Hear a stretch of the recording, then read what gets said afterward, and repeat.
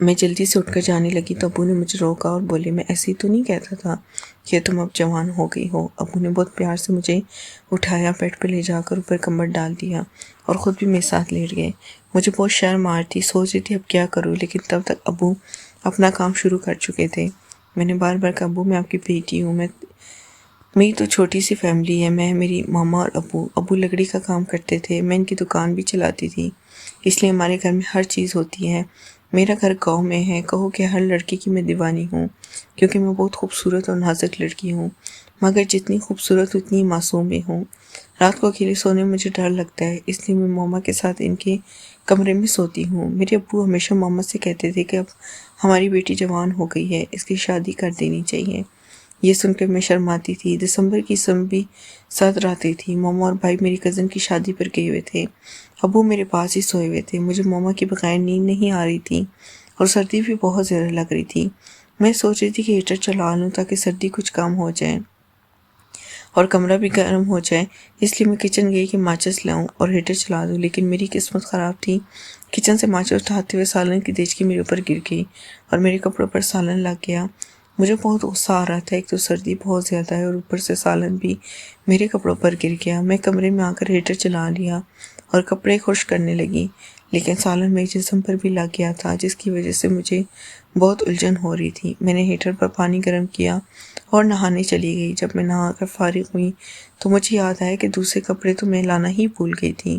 اب وہی سالن والے کپڑے دوبارہ نہیں پہنے جا سکتے تھے، اس لیے واش روم سے باہر آ گئی۔ تب تک کمرہ بھی گرم ہو چکا تھا اور مجھے نہانے کی ضرورت بھی کچھ خاص نہیں تھی۔ جیسے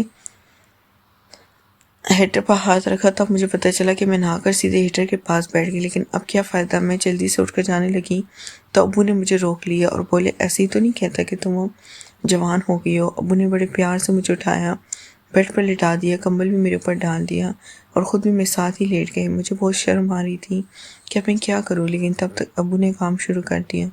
میں نے بہت کہا ابو میں آپ کی بیٹی ہوں، ابھی میری شادی بھی نہیں ہوئی، لیکن ابو میری ایک بھی نہیں بات سن رہے تھے اور مجھے کہے تھے کہ تم ایک بار کھیلو پھر سیکھ جاؤ گی کہ کیسے کھیلنا ہے۔ میں بھی ابو کے ساتھ کھیلنا شروع ہو گئی تھی اور پورے دل سے ابو نے زور سے تو ابو بہت تیزی سے، وہ پرانے کھلاڑی تھے لیکن میں نے کبھی ایسا کھیل نہیں کھیلا تھا، اس لیے میں بہت زیادہ تھک گئی تھی۔ جب ابو کھیل کر تھک گئے مجھے تب بھی 2-3 بار، لیکن مجھے پتہ ہی نہیں تھا کہ میرا بھائی کب گھر آ گیا اور مجھے اور ابو کو گھر کا کام کرتے دیکھ رہا تھا۔